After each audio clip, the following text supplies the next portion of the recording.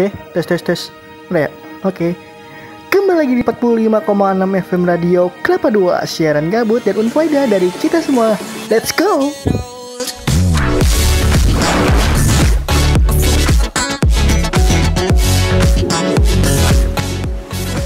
Oke, apa kabar kalian semua? Semoga sehat-sehat ya. Nah, di sini gue mau bahas sesuatu dengan tema yang mungkin akan menyangkut dengan bulan Februari yang cukup, ya kan, Februari disimbolkan dengan bulan cinta gitu ya, bulan penuh kasih sayang gitu. Ya mungkin agak sensitif dan banyak orang-orang yang ragu untuk berpendapat seperti ini gitu loh. Di bulan-bulan Februari ini kayaknya banyak banget yang ngirim undangan ke gua gitu loh. Gue sebagai jomblo yang kurang kerjaan ini kan ya tentunya rada pusing gitu ya memenuhi semua undangannya. Jadi di sini temanya adalah amplop kondangan. Gue udah nge-searching beberapa pendapat dan beberapa artikel di internet tentang amplop undangan ini. Amplop undangan apa amplop kondangan sih? Amplop kondangan kali ya? Ya udahlah, amplop kondangan lah ya. Gue udah nyari beberapa contoh, beberapa artikel gitu yang membahas tentang gimana sih nih tradisi amplop kondangan gitu. Apakah ini sebagai salah satu bentuk utang piutang atau kita kan kalau misalnya itu utang piutang kita harus membalas nominal atau membalas hadiah yang mereka berikan gitu, yang apa namanya, misalnya gue nikah nih, nah temen gue yang kondangan ke gue ini ngasih sepeda, nah mau nggak mau kan gue harus mengembalikan nominal seharga sepeda gitu, atau bentuknya barangnya sama gitu ya, nggak mungkin barang yang dia kasih ke gue balikin lagi, nggak gitu ya, dalam kondisi tetap baru dan harganya pun sama, merek sama, apapun sama gitu. Ini nih gue bakal berpendapat nanti setelah gue membeberkan beberapa artikel yang gue temui yang cukup menarik menurut gue, dan beberapa konsultasi syariah. Di sini ini si website, nanti gue bacain pertanyaannya dan gue simpulkan jawabannya. Ini kalau misalnya kalian mau cari gitu, nanti linknya gue share di deskripsi tentang konsultasi syariah ini yang menurut gue pendapatnya cukup meyakinkan gitu dan menurut gue bagus. Gue pertama membacain artikel dulu dari Kompasiana. Sebenarnya nih di sini dijelasin ya untuk awal-awalnya tradisi turun temurun hingga sekarang sampai ke kita gitu, cucu-cucunya, cucu buyutnya atau segala macamnya gitu. Kalau di sini ditulis tidak menerima kado. Ini gue baru tahu sejujurnya, soalnya teman-teman gue yang udah rada ya mungkin masih ada yang jomblo atau yang pacaran gitu, yang teman dekat lah istilahnya. Beberapa teman gue, teman dekatnya si yang punya acara atau yang punya nikahan,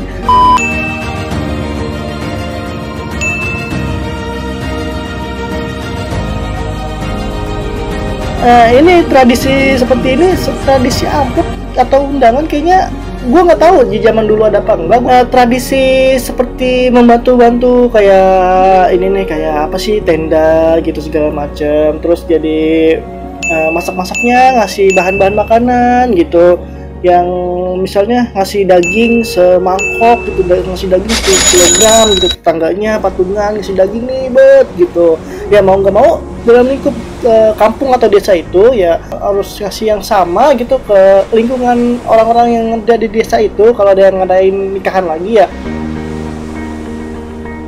Ini sebenarnya utang piutang yang nggak terlalu buruk dampaknya. Ini bagus sebenarnya, dan ini salah satu cara mempererat tali silaturahmi dan persaudaraan gitu. Jadi kayak saling bantu-membantu gitu. Nikahan nih kurang daging beberapa kilo nih, udah kita, terus mereka patungan itu nih, kasih nanti lu siapin aja beberapa gitu buat nambah-nambahin daging, nambah-nambahin nasi, nambah-nambahin lauk. Jadi kita untuk hari itu dan untuk saat itu kita nggak keluar duit banyak gitu. Dan kalau misalnya ada nikahan lagi ya kita bantu kayak patungan gitu, paling 100.000, 200.000. Nah ini biasanya setelah acara pernikahan itu teman-teman gue tuh biasanya pada nyatet misal Abdul berapa, terus Ari berapa, Yogi berapa, Koji berapa. Nah ini sebenarnya buku catatan ini, misalnya gue nikah atau Ari nikah atau Yogi nikah atau Koji nikah, nah ini bisa jadi acuan. Wah ini dia datang dengan amplopnya segini, ya udah gue datang amplopnya segitu juga gitu. Jadi ya begitulah jadinya, Kalau misalnya nggak banyak ya udah, ya ilah satu orang satu. Berapa tahun sekali sih nikah? Nggak sekali seumur hidup kan, nggak terus-terusan nikah, nggak setahun sekali nikah kan. Nah ini yang mungkin ya jadi pemberat bagi gua gitu. Kok emang iya sih? Kalau misalnya amplop itu kita harus ngembaliin gitu, misalnya kado kita harus ngembaliin gitu, kado yang sama gitu atau bentuknya sama atau nominalnya sama gitu. Nah ini ada cerita menarik juga sebenarnya dari Ari, cuman Ari nggak bisa datang dan nggak bisa bikin radio gabut ini. Ya udahlah. Lu kebayang nggak sih gini nih? Lu kebayang nggak sih gini? Misal, gua nih datang ke tempat Ari gitu kan, Ari nikah, gua datang dong. Gua kadoin emas 10 gram gitu dalam kurs yang 2021 bulan Februari ini. Oke? Gua kasih dek. Misalnya di tahun 2022 gue nikah dengan kurs dan harga yang berbeda, emas tuh selalu naik kemungkinan. Misalnya 10 gram sekarang harganya 18 juta ya, 8 juta atau berapa juta gitu, gue lupa, sekitaran 10 jutaan lah. Terus di 2022 kurs naik nih, yang harganya bisa jadi 13 juta. Nah ini gue bingung di sini nih, bingung nih. Dia harus ngikutin bendanya yang 10 gram atau nominal yang di situ harganya 10 juta gitu. Nah ini gue jadi perdebatan ini.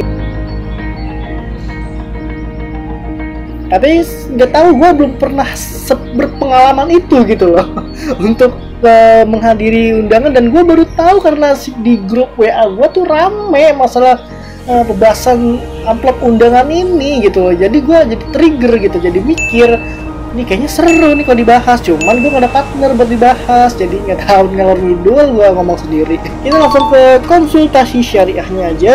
Di sini gue mau bacain pertanyaannya dulu. Assalamualaikum warahmatullahi wabarakatuh. Waalaikumsalam warahmatullahi wabarakatuh. Salah satu tradisi walimah atau resepsi nikah di masyarakat itu, para undangan memberikan amplop berisi uang kepada kedua mempelai atau keluarganya sebagai tanda rasa syukur atau resepsi walimah atau hajatan tersebut. Menurut fikih, apakah pihak keluarga yang sedang melakukan resepsi itu harus membayar setiap amplop yang diterimanya, ataukah itu sebagai sedekah saja? Mohon penjelasannya dari sisi fikih. Nah, di sini gue membacain jawabannya. Waalaikumsalam warahmatullahi wabarakatuh. Oke, poin pertama ya. Amplop hajatan itu harus diperjelas.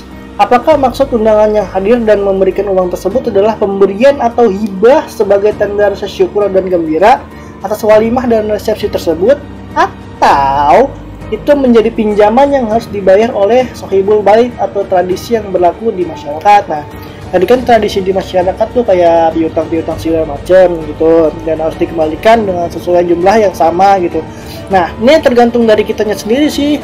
Di poin pertama ini, jadi jelasinnya itu tergantung kita mau ngasih untuk sedekah atau ya hitung-hitung kayak rasa gembira lah. Oke, poin kedua, maksud amplop hajatan tersebut perlu dilihat dari tradisi masyarakat. Nah, sebab tidak ada maksud tertulis dari pemberian tersebut. Apakah utang atau hibah? Misal di beberapa desa ada tradisi di mana jika sohibul bait atau sohibul hajat mengundang seseorang untuk menghadiri hajatan dan memberikan amplop berisi uang, maka uang tersebut adalah pinjaman atau utang yang harus dibayar oleh sohibul bait pada saat si pemberi itu hajatan kelak. No. Jadi di sini di poin kedua emang jelas ngebahas tentang tradisi masyarakat gitu ya, yang dimana yang si pemilik acara mengundang kita nih, mengundang para hadirinnya untuk memberi amplop yang berisi uang kepada si pemilik hajat gitu.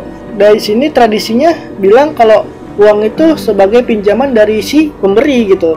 Nih gue kasih nih lo tuh 100.000 ya sohibul bait harus memberikan kembali 100.000 itu saat si kita ini atau si pemberi ini atau si para hadirin ini hajatan kelak gitu. Oke, tradisi ini walaupun tak terucap dan tak tertulis bersifat mengikat dan dipahami sebagai pinjaman, sebagaimana kaidah fikih yang menegaskan sesuatu yang sudah menjadi tradisi atau urf itu seperti diisyaratkan. Maksudnya sesuatu yang sudah menjadi kelaziman dan tradisi di masyarakat itu seperti menjadi syarat yang harus dipenuhi. Oke, poin ketiga, dalam adab-adab berwalimah, setiap muslim dan muslimah punya kewajiban untuk memenuhi undangan. Nah, ini betul, karena ya udah diundang lah, kita berusaha sebaik mungkin buat menghadiri walimah tersebut atau undangan hajatan, nikahan dan sebagainya lah. Termaksud ikut bergembira atas walimah hajatan yang diselenggarakan oleh saudaranya. Salah satu ungkapan kesyukuran tersebut itu bermacam-macam, diantaranya selain hadir, juga memberikan sejumlah uang kepada yang bersangkutan sebagai bantuan dan sejenisnya. Itu untuk adab-adab berwalimah gitu kan, untuk adab-adab ya menghadiri undangan gitu. Adabnya seperti itu. Oke, kita lanjut poin keempat. Ini nanti gua kasih artikelnya, nanti kalian baca aja sendiri di bawah di deskripsi. Di sini gua ngambil poin-poinnya aja. Keempat, mempertimbangkan aspek regulasi atau hukum positif terkait dengan kebolehan untuk menerima uang tertentu. Misalnya, ketentuan tentang gratifikasi dan sejenisnya agar tetap taat hukum. Nah, ini gue agak bingung. Untuk poin keempat ini gue agak bingung karena gue nggak terlalu mengerti tentang hukum dan sebagainya dan gratifikasi dan sebagainya. Dengan demikian, pemberian uang tersebut itu adalah hadiah, bukan utang piutang yang harus dibayar. Kecuali ada tradisi masyarakat yang dipahami secara tegas bahwa itu adalah pinjaman, maka harus dicatat dan dibayar sesuai dengan pokok pinjamannya dengan memperhatikan peraturan perundang-undangan, khususnya terkait dengan pejabat dan sejenisnya, agar aspek syariah dan hukum bisa ditunaikan berjalan seiringan. Nah, di sini kan dijelasin dengan demikian kalau misalnya nggak ada ketetapan hukumnya, ya ini sebagai hadiah aja, bukan utang piutang yang harus dibayar gitu. Kecuali emang ada tradisi masyarakat tertentu gitu yang mengharuskan, ya lu nggak enak lah, lu dia udah ngasih kita banyak nih, kita sengaja ngasih lah yang sesuai, atau bisa lebih, kalau misalnya bisa lebih ya bisa lebih gitu. Kalau misalnya kurang ya kita minta maaf, kita bisa ngasih segini doang. Mungkin tradisi-tradisi yang seperti itu yang harus kita pahami gitu. Gimana pendapat kalian tentang nih, gue mau bacain aja. Gimana pendapat kalian tentang amplop undangan sebagai utang piutang atau bukan gitu? Menurut orang pertama, iya ada patokan, ayam aja bisa matok, masa kita enggak? Edisi ibu-ibu galak. Oke, untuk siapapun yang nulis ini, tolong jangan lihat video ini, please. Anda ini ya tetap nyeselin sampai sekarang loh, ya ampun. Oke, lanjut. Untuk orang yang kedua, kalau gue kan orangnya nggak enakan, jadi kalau kondangan pasti ngasih sama apa yang dulu dia kasih. Oh iya, berarti ini tradisi enak nggak enakan ya. tetap ada tradisi seperti itu ya, dan gue juga orangnya nggak enakan, dan mungkin gue bakal ngasih yang sama atau lebih gitu. Kalau misalnya gue mampu, gue ngasih lebih gitu. Oke, untuk orang yang ketiga, next. Enggak sih, kan seikhlasnya. Nah, ini orang yang simple tanpa ribet-ribet klub gitu. Enggak sih, kan seikhlasnya, ya udah seikhlasnya semampu kita gitu ya. Gua ngerti perasaan dia sih, kita sepemikiran. Oke, untuk orang keempat sama aja nggak apa-apa kok. Nah, ini orang ini dia nih yang nulis kayak gini. Dia sempet cerita ke gua di WhatsApp dan cukup panjang jawabannya, mungkin gua bakal bacain. Oke, gini. Dia berpendapat kalau misalnya kalau gua kan jatuhnya, kalau ini dia ngomong ke gua ya, kalau lu kan jatuhnya belum nikah Dul, ya kalau dapat undangan datengin aja selagi lu bisa, hitung-hitung nabung. Jadi nanti kalau lu nikah, insya Allah bisa baik lagi yang pernah lu keluarin. Tapi jangan diniatin begitu ya. Beda sama gua yang udah nikah. Gua ngundang temen gua yang belum nikah. Gua anggap pemberian mereka jadi utang. Gua buat ngebalikin lagi ke mereka pas nanti mereka nikah gitu. Oke, cukup make sense. Orang kelima, gue belum nikah, ngapa? Ini ngapa sih dia? Tapi kayaknya nanti gue ikut kurs dolar, kalau lagi tinggi gue samain, kalau turun dilebihin. Ini kayak yang gue bilang tadi, kayak emas tadi loh, kayak kurs dolar tuh kayak emas gitu loh. Kayaknya gue ngasih lu emas 5 gram gitu, yang harganya misal 5 gram itu 4 juta gitu. Terus kurs si emas atau misalnya harga emas di tahun berikutnya atau di bulan berikutnya naik 20% gitu ya, mau nggak mau ikutin harga emas yang 5 gram pas tahun terbaru atau bulan terbaru, update terbaru lah. Dia berpikir seperti itu gitu. bagus. Kalau misalnya harga emasnya turun ya disamain harga ininya, kasih emas sama uang amplop lebihin dikit gitu. Menurut gue cukup seru ya. Ini udah sih, cuman 5 doang yang merespon pertanyaan gue di Instagram. Sebenarnya cukup seru nih, apalagi kalau misalnya ada teman partner gue gitu yang bisa diajak ngobrol, diajak bercanda, yang nggak terlalu serius-serius banget, nggak terlalu boring-boring banget. Ini gue ngomong sendirian, sumpah. Oke, mungkin segitu doang untuk diskusi tentang amplop kondangan. Kalau misalnya ada ganjelan atau unek-unek atau misalnya cerita-cerita lucu gitu di balik amplop kondangan, dikasih inilah alat kontrasepsi atau dikasih obat kuat lah di amplopnya. Lucu kali ya. Oke, mungkin sampai segitu aja untuk tema amplop kondangan ini. Gue ngomong gak jelas ngalor ngidul 30 menit, ya udahlah. Oke, kawan-kawan, Oke teman-teman, sampai jumpa di next video. Tetap jaga kesehatan kalian, tetap jaga pola makan kalian, tetap jaga imunitas tubuh kalian semua. Berolahraga ya, sedikit-sedikitnya lari-lari kecil lah ya, muter-muter komplek. Lumayan juga sih muter-muter komplek ya. Komplek-komplek sekarang kan luas-luas banget ya. Oke, stay safe semuanya. Sampai jumpa di next video. Dadah.